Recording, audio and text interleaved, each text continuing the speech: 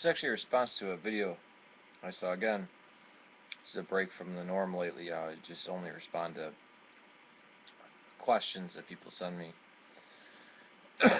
or messages or things like this, topics. It's actually to TektonTv about his biblical alcohol or biblical wine and liquor.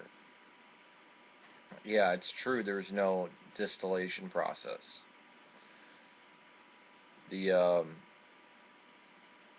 ancient Roman Catholics or the Muslims, whoever you want to blame for creating out modern alcohol. Well,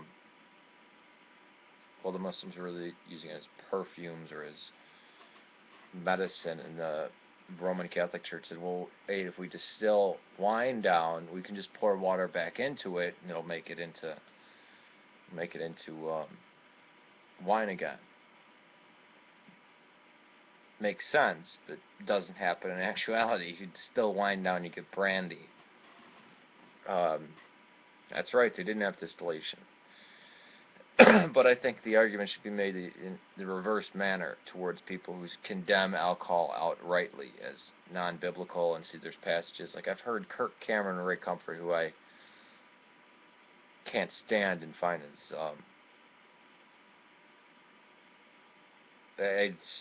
again, I'm Eastern Orthodox, so I would not like them. They're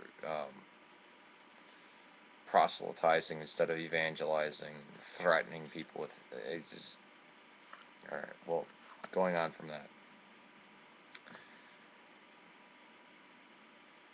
People try to say, well, Jesus would have never drank wine.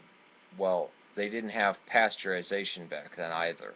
So any grape juice you would have from any grapes would ferment, and it doesn't take that long. That's why on Passover it was actually fermented into wine. It was stronger. The Romans actually diluted the wine with lead, if you can imagine that, to make it sweeter. And this is why they think there's such insanity among the Roman Empire for a long time. This would be done by rich people. So you had rich people drinking stuff that's driving them insane. Caligulas and Neros can kind of be explained by this. So people might have thought Caligula probably had a brain tumor, thinking that he was Zeus. I think John Hurt's portrayal of him in I, Claudius is just fabulous. But, yeah. Anyways, they already had forms of beer but they're not like the ones today. You had people in Africa and pre-Columbian America could make beer. It's not that hard. Now it's not going to taste the same. It's not going to be as strong. But you merely need to ferment grain in water. This was done sometimes by chewing up the grain and spitting it out into the water. Yeah, I know, pretty gross. Egypt ran on basically beer and donuts. We would recognize today fried food and beer is what fueled the people for making the pyramids. These gangs or crews of workers to build the pyramids. You can find sites where there's just broken vessels after vessels of this stuff. So it's very easy to ferment almost anything into having an alcoholic content. And it was widely consumed, and there was no... That's why and there's some cultures where this idea of being a big, burly, drunken guy, like in America, oh, he's tough. Pull that crap in, like, Italy or a country like that, and you're just seen as a fool. Where drinking is, acceptable. The Jews even have on Purim, they get drunk this probably dates back to when Purim is, and when you'd have access to the basically the what comes off the presses of the vineyard at the time that it's consumed. This would be just the starting of. This would be before harvesting of grapes, so you'd have like some of the most potent stuff, just like Passover. Passover, you probably, I mean, it's adding water to it is because it's probably too strong. So yeah, it's the alcohol contents might have gotten up to 15% in some cases, but no more than that. I think that's like the alcoholic potency of like Boone's Farm or something. Yeah, you wouldn't have whiskey or anything like this, or vodka or tequila. Well, vodka originally came from potatoes, so that's out. Tequila, no way, because that's agave.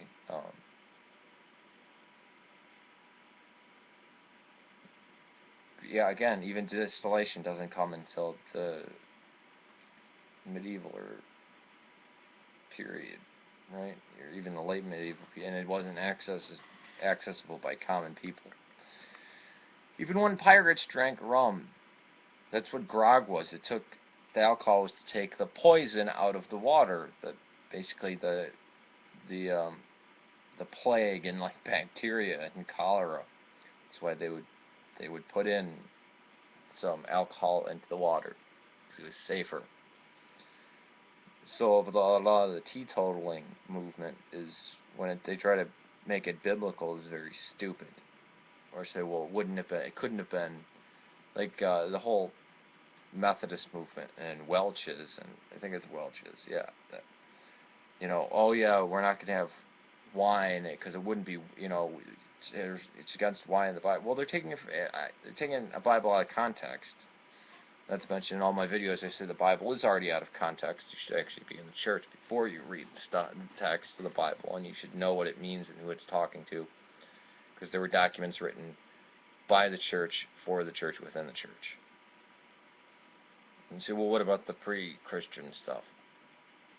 By Israel, for Israel, to Israel, within Israel, right? Yeah. And I don't mean Israel as a geographical location. I mean as a people, the assembly. So it would work. Ecclesia, same thing. Using Septuagint. But yeah, these people say, well, Jesus wouldn't drink wine because of this and that. Well, there was nothing else. The time when he was drinking, when he had access to it, yeah, they would have it would have had alcoholic content to it. Now, if you crush grapes and just drink it right then and there, it's not going to be alcoholic. Crush grapes, let it, then you have gallons of this stuff, and you have it sitting for months on end, especially in a Mediterranean climate. It's going to be alcoholic. As for drinking, not that big of a drinker. I really don't. I always say I don't drink, but there's occasions in which I do, or if I go out, I'll have a beer or something like that.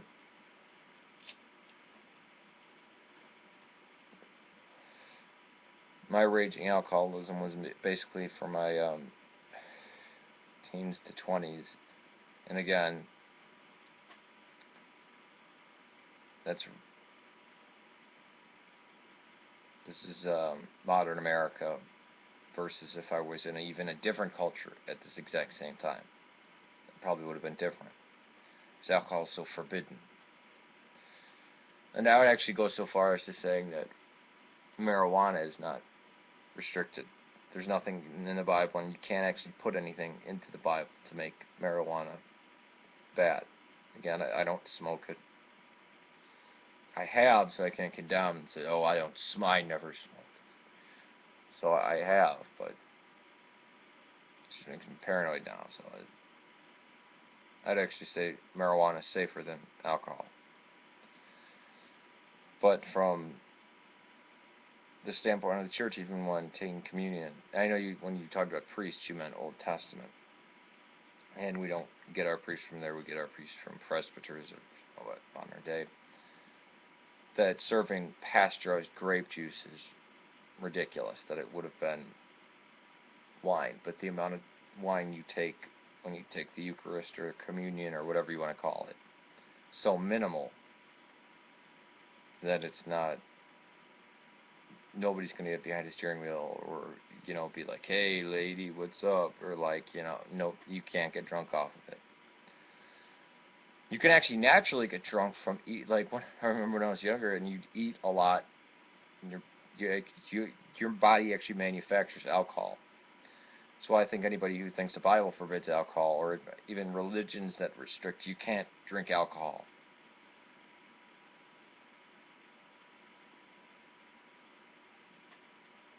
Do you use an inhaler? Because there's alcohol. I mean, it's. And the one culture, Islam, that bans alcohol, arguably created modern hard liquor. And they're using it as medicine. It's medicine, it's fine. Yeah. I just want to make this response video. Again, I'm not saying that he's wrong in the context of using this stuff. I actually respect TektonTv greatly. But, I actually mistook him for being Eastern Orthodox at first, just because I'm like, this guy is pretty much right on everything he says. But yeah, they would have. Alcohol is very easy to make, and was preferable to water in many places. But their water would have been fine to drink.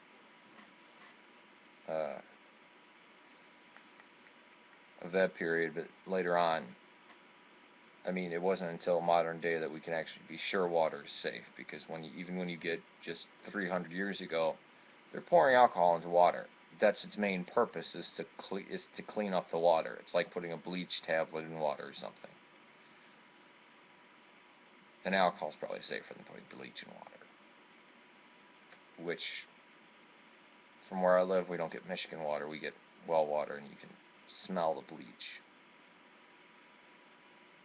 Probably rather have alcohol, not water. Alright, take it easy. Peace to you. May God save Serbia and Syria.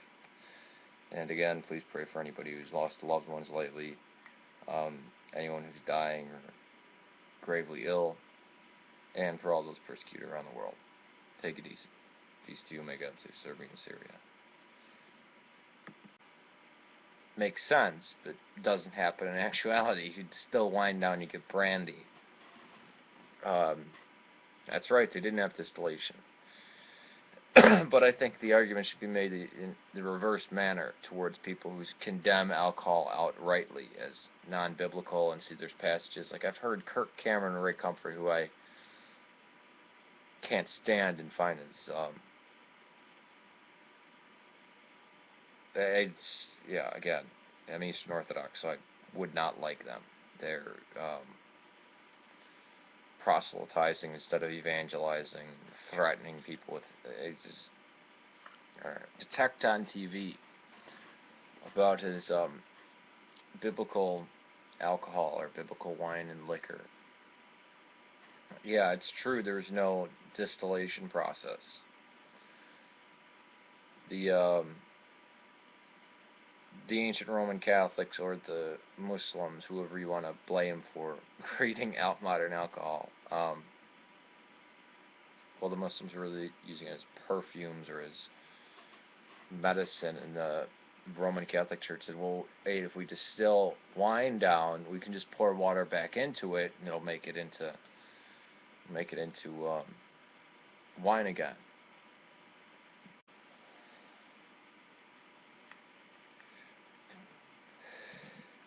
This is actually a response to a video I saw. Again, this is a break from the norm lately. I just only respond to questions that people send me